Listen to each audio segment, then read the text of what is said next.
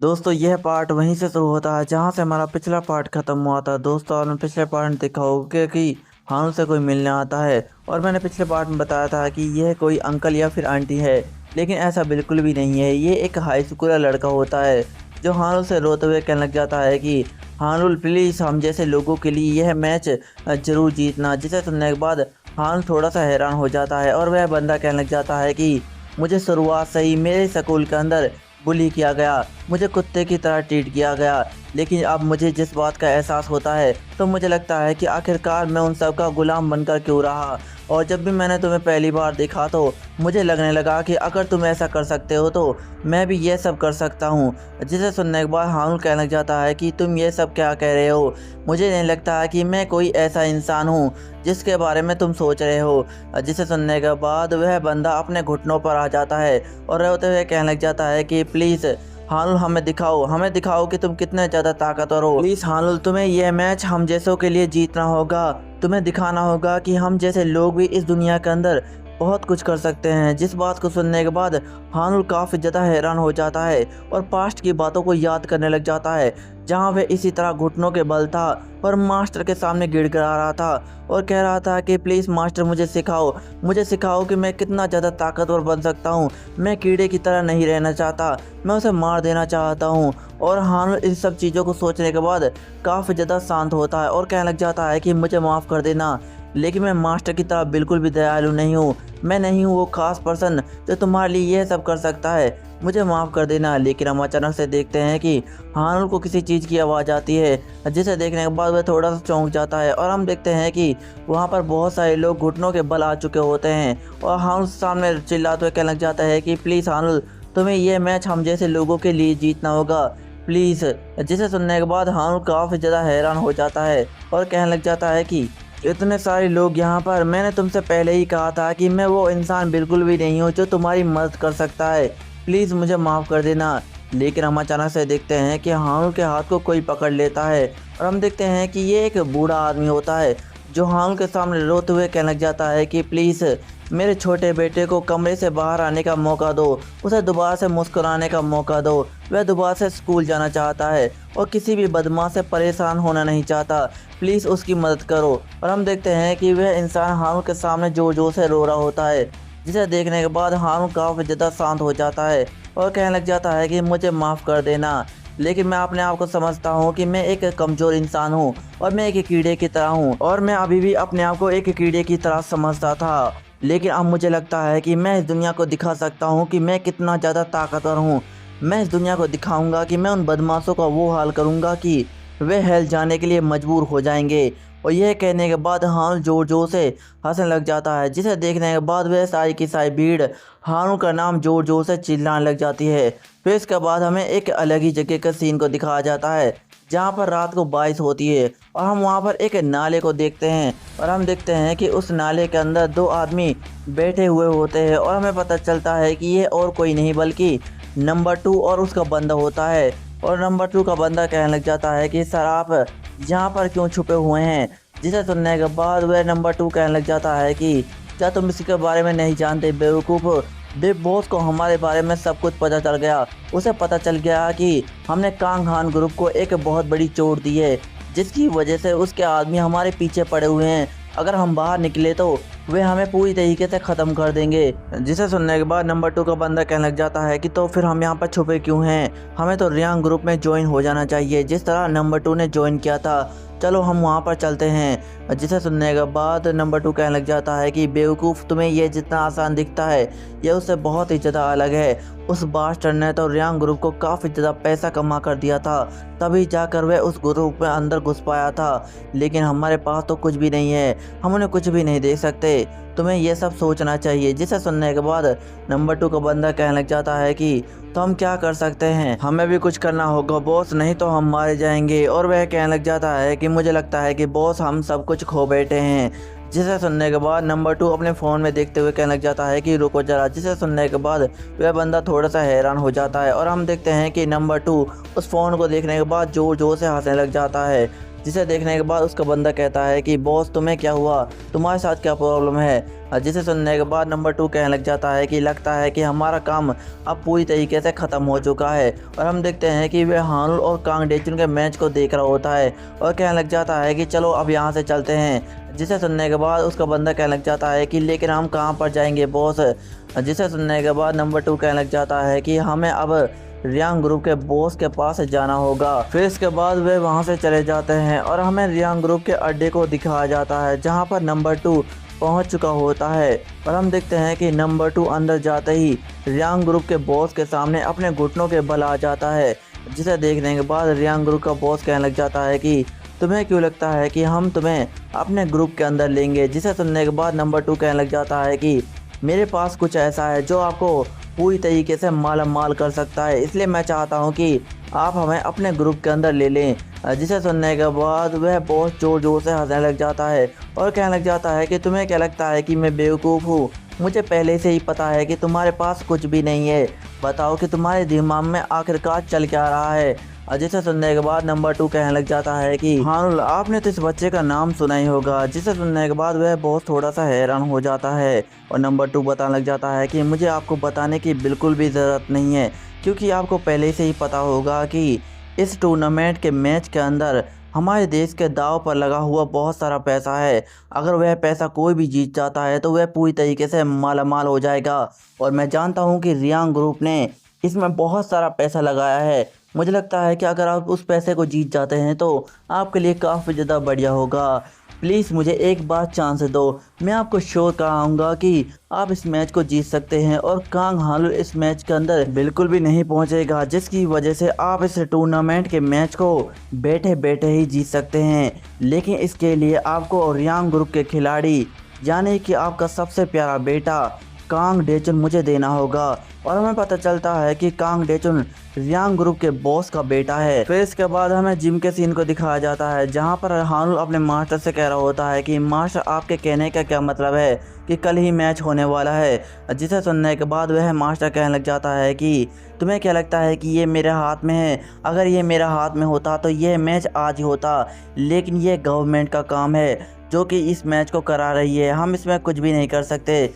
जिसे सुनने के बाद लिहारू कहने लग जाते हैं कि लेकिन अंकल क्या इतनी जल्दी मैच होना इसके लिए सही होगा। जिसे सुनने के बाद वह मास्टर कहने लग जाता है कि ऐसा बिल्कुल भी नहीं है, मुझे लगता है कि इसमें रियांग ग्रुप का हाथ है। लगता है कि उन लोगों को पहले से पता लग गया कि इस टूर्नामेंट के अंदर पूरे देश का पैसा दांव पर लगाया हुआ है। अगर रियांग ग्रुप इस मैच को जीत जाता है तो वह पैसों में पूरी तरीके से मालामाल हो जाएगा और हान ग्रुप को पूरी तरीके से ख़त्म कर देगा। मुझे लगता है कि उन लोगों ने इस टूर्नामेंट मैच के अंदर बहुत सारा पैसा लगाया है, नहीं उन्होंने तो इससे भी ज़्यादा लगाया होगा। जिसे सुनने के बाद लिहारू कहने लग जाती है कि लेकिन अंकल अगर हानुल इस मैच को जीत जाता है तो क्या होगा, क्या हानुल दोबारा से एक नॉर्मल लाइफ जी पाएगा। जिसे सुनने के बाद वह मास्टर मुस्कुराते हुए कहने लग जाता है कि अगर हानुल इस फाइट को जीत जाता है तो मुझे तुम्हें बताने की बिल्कुल भी ज़रूरत नहीं है, रियांग ग्रुप ने इसमें बहुत सारा पैसा लगाया है, अगर वह इस पैसे को हार जाता है तो वह पूरी तरीके से ख़त्म हो जाएगा और इसके अलावा कांग हान ग्रुप उसे पूरी तरीके से ख़त्म कर देगा। ये तो काफ़ी ज़्यादा अच्छा है। जिसे सुनने के बाद लिहारू कहने लग जाती है कि क्या कांग हान ग्रुप, लेकिन अगर वह ग्रुप इस जीते हुए पैसे को ले लेता है तो क्या वह इस मामले को पूरी तरीके से सॉल्व कर लेगा। लेकिन रुको जरा, अगर इसमें हानुल हार गया तो उसके साथ क्या होगा। जिसे सुनने के बाद वह मास्टर कहने लग जाता है कि मैं इस बात को पूरी तरीके से जानता हूँ, अगर हानुल इस मैच में हार जाता है तो मैं, तुम और हानुल पूरी तरीके से ख़त्म हो जाएगा, क्योंकि हमने रियांग ग्रुप से पंगा लिया है, हम पूरी तरीके से मारे जाएंगे। जिसे सुनने के बाद हानुल पूरी तरीके से शांत हो जाता है और अचानक से उस मास्टर के पास किसी का फ़ोन आता है और वह कहने लग जाता है कि लगता है कि मेरे पास तरह तरह के टीवी शोज़ का फ़ोन आ रहा है, मुझे उन टीवी शोज़ से बात करनी होगी और यह डिसाइड करना होगा कि कौन सा टीवी शो हमारे लिए अच्छा है। जिसे सुनने के बाद लिहारू हैरान हो जाती है और कहने लग जाती है कि तरह तरह के टीवी शो। और हम देखते हैं कि वह मास्टर फ़ोन उठाते हुए कहने लग जाता है कि ठीक है, मैं आपको पूरी तरीके से समझ गया, आप जैसा कहेंगे वैसा ही होगा। मुझे लगता है कि ये टीवी शो काफ़ी ज़्यादा अच्छा है, हमें आपके टीवी शो में कोलैबोरेट करने में कोई भी प्रॉब्लम नहीं है। अगर आप हमारे शो को दिखाएंगे तो इसकी वजह से पब्लिक पूरी तरीके से पागल हो जाएगी और आपके टीवी शो को काफ़ी ज़्यादा रेटिंग मिलेगी, लेकिन आपको इसके लिए हमारा भी ध्यान रखना होगा। जिसे सुनने के बाद लिहारू कहने लग जाती है कि अंकल आखिरकार किस टीवी शो के साथ कोलैबोरेट कर रहे हैं। लेकिन अचानक से लिहारू हारून से कहने लग जाती है कि वैसे तुम्हें क्यों लगता है कि तुम पूरी तरीके से ठीक हो चुके हो। जिसे सुनने के बाद हारून कहने लग जाता है कि वैसे तुम्हें यह सब मुझसे कहने की कोई भी ज़रूरत नहीं है। मुझे लगता था कि यह सिर्फ मेरी लड़ाई है और मैं इसे अकेले ही लड़ूंगा, लेकिन यहाँ पर बहुत सारे लोग हैं जो मेरा साथ देने के लिए तैयार है और मेरा मास्टर भी मेरा साथ देने के लिए तैयार है। अब मैं इस मैच को ज़रूर से जीतूंगा और दिखाऊंगा कि मैं कितना ज़्यादा ताकतवर हूँ, मुझे पूरा यकीन है। जिसे सुनने के बाद लिहारू थोड़ी सी सोचने लग जाती है और कहने लग जाती है कि वेल, मुझे पता नहीं है कि तुम्हारे दिमाग में आखिरकार क्या चल रहा है, लेकिन मैं तुम्हें चीयर अप ज़रूर से कर सकती हूँ। और वैसे मुझे तुम्हें यह बात कहनी नहीं चाहिए, लेकिन बहुत सारे लोग हमें गर्लफ्रेंड बॉयफ्रेंड समझ रहे हैं और मुझे लगता है कि तुम्हारी गर्लफ्रेंड होने के नाते मुझे तुम्हारी काफ़ी ज़्यादा चिंता करनी चाहिए। जिसे सुनने के बाद हारून पूरी तरीके से हैरान हो जाता है और कहने लग जाता है कि तुम्हारे कहने का मतलब है। जिसे सुनने के बाद लिहारू कहने लग जाती है कि तुम अभी एक अच्छी हालत में मौजूद हो और मैं चाहती हूँ कि जब तुम मैच लड़ो तो तुम भी एक अच्छी हालत में मौजूद रहना और मेरे लिए दोबारा से लौट कर जरूर आना। क्या तुम मेरी बात को समझ गए? जिसे सुनने के बाद हारून कहने लग जाता है कि हाँ, मैं समझ गया। फिर इसके बाद हमें अगली सुबह का सीन दिखाया जाता है और हम हारून की जिम को देखते हैं और हम देखते हैं कि हारून उस जिम के अंदर खड़ा हो चुका होता है और अपने मन में कहने लग जाता है कि क्या सचमुच मैं इस मैच को जीत सकता हूँ? मुझे अपने आप पर भरोसा रखना चाहिए। अगर इस मैच को मैं हार गया तो यहाँ पर सब कुछ ख़त्म हो जाएगा। मैं दोबारा से सेहून को एक बहुत बड़ी तकलीफ़ में डाल दूँगा। लेकिन आखिरकार मुझे इतना ज़्यादा बुरा क्यों लग रहा है? लेकिन मुझे ये सब नहीं सोचना चाहिए। मैं दोबारा से यहाँ पर लौट कर आऊँगा, चाहे मेरा कोई साथ दे या फिर नहीं, मैं अकेला ही लड़ूंगा। और हम देखते हैं कि हारून आगे ही बढ़ रहा होता है, लेकिन अचानक से उसका पैर किसी चीज़ से टकराता है, जिसे देखने के बाद वह थोड़ा सा हैरान हो जाता है। और हम देखते हैं कि वह मास्टर जिम के बाहर ही सो रहा होता है, जिसे देखने के बाद हारून अपने मन में कहने लग जाता है कि क्या मास्टर पूरी रात जिम के बाहर ही मौजूद थे? क्या वह मेरे ध्यान रख रहे थे? अब मुझे इन्हें देखने के बाद ऐसा लग रहा है कि जैसे मैं अकेला बिल्कुल भी नहीं हूँ। और हम देखते हैं कि अचानक से वह मास्टर खड़ा हो जाता है और कहने लग जाता है कि तुम्हारे साथ क्या प्रॉब्लम है?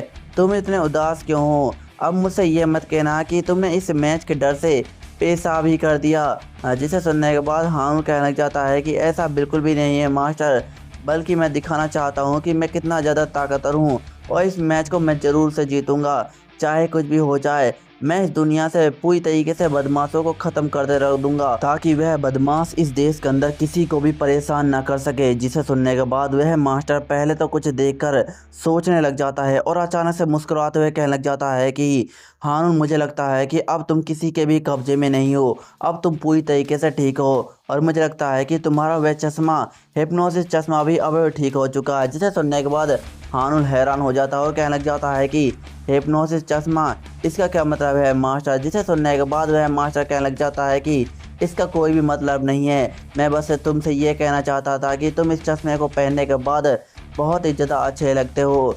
जिसे सुनने के बाद हारून कहने लग जाता है कि मास्टर, आप ऐसा क्यों कह रहे हैं? और वैसे भी मास्टर, मुझे आपसे एक बात करनी थी, आप मेरी इतनी ज़्यादा मदद क्यों कर रहे हैं? आपको पता है कि इस काम में एक बहुत बड़ा खतरा है, लेकिन इसके बावजूद भी आप मेरी मदद कर रहे हैं। जिसे सुनने के बाद वह मास्टर थोड़ा सा हैरान हो जाता है और हारून कहने लग जाता है कि मैंने सुना है कि आप मेरे यहाँ आने से पहले आप बहुत ही ज़्यादा शराब पीते थे और जो भी जिम के अंदर स्टूडेंट बनता था, ना तो आप उसे सिखाते थे और ना ही कोई ट्रेनिंग देते थे, लेकिन आपने मुझे ही क्यों चुना? आपने मुझे ही अपना डिसाइपल क्यों बनाया? आप ऐसा क्यों कर रहे हैं मास्टर? जिसे सुनने के बाद वह मास्टर पूरी तरीके से शांत हो जाता है और अचानक से मुड़ते हुए कहने लग जाता है कि क्योंकि मैं अपने आखिरी मौके को खोना नहीं चाहता, बस मैंने इसीलिए ये सब किया। जिसे सुनने के बाद हारून काफ़ी ज़्यादा हैरान हो जाता है। वह कहने लग जाता है कि आखिरी मौका, इसका क्या मतलब है मास्टर? जिसे सुनने के बाद वह मास्टर वहाँ से भागने लग जाता है और कहने लग जाता है कि तुम यहीं पर रुकना, मुझे बहुत ही ज़्यादा तेज आई है, तुम बस यहीं पर रुकना, यहाँ से बिल्कुल भी मत जाना। जिसे सुनने के बाद हारून कहने लग जाता है कि ठीक है मास्टर। लेकिन हम अचानक से देखते हैं कि हारून कुछ सोचने लग जाता है और कहने लग जाता है कि मास्टर ने मुझसे ये क्यों कहा कि वह उसका आखिरी मौका है। लेकिन हम अचानक से देखते हैं कि हारून को किसी के चिल्लाने की आवाज़ आती है और हम देखते हैं कि ये एक लड़की होती है, जिसे देखने के बाद हान बड़ी तेजी के साथ उसे बचाने के लिए भाग रहा होता है और कहने लग जाता है कि आखिरकार वह फकर्स उसके साथ क्या करना चाहते हैं। और हम देखते हैं कि अचानक से हान उस गली के अंदर पहुंच जाता है और हम देखते हैं कि उस गली के अंदर बहुत सारे लड़कों ने एक लड़की को पकड़ रखा होता है। फिर इसके बाद हमें एक अलग ही जगह के सीन को दिखाया जाता है और हम देखते हैं कि उस जगह के अंदर नंबर 2 और उसका बंदा होता है। और नंबर 2 कहने लग जाता है कि हम यहीं पर नहीं रुक सकते, हमें हान को रोकना होगा। अगर हमने हान को नहीं रोका तो रियांग ग्रुप हमें मार डालेगा। जिसे सुनने के बाद उसका बंदा कहने लग जाता है कि तुम चिंता मत करो बॉस, हमारे बंदे पूरी तरीके से तैयार है, वे उसे जल्दी ही पकड़ लेंगे, तुम्हें ज़्यादा चिंता करने की कोई भी ज़रूरत नहीं है। जिसे सुनने के बाद नंबर 2 वहाँ से उठ जाता है और कहने लग जाता है कि जल्दी करो, अब यह स्टार्ट हो चुका है। और हम देखते हैं कि अचानक से उन्हें किसी की आवाज़ आती है और हम देखते हैं कि वहाँ पर रियांग ग्रुप का बंदा आ चुका होता है और वह कहने लग जाता है कि तुम यहाँ पर क्या कर रहे हो, तुम सुबह सुबह यहाँ पर क्यों आए हो। जिसे सुनने के बाद नंबर 2 कहने लग जाता है कि पहले तुम बताओ कि तुम यहाँ पर क्या कर रहे हो, तुम्हारी क्या प्रॉब्लम है। जिसे सुनने के बाद वह बंदा कहने लग जाता है कि तुम तो मुझसे दूर हो जाने के बाद बहुत ही ज़्यादा रूड हो चुके हो और रूड तरीके से बातें कर रहे हो। जब मैं हान ग्रुप में मौजूद था तो तुम मेरे आगे नंबर 3 की तरह कुत्ते की तरह दुम हिलाया करते थे और अब तुम यहाँ आने के बाद बहुत ही ज़्यादा बदतमीजी से बोल रहे हो।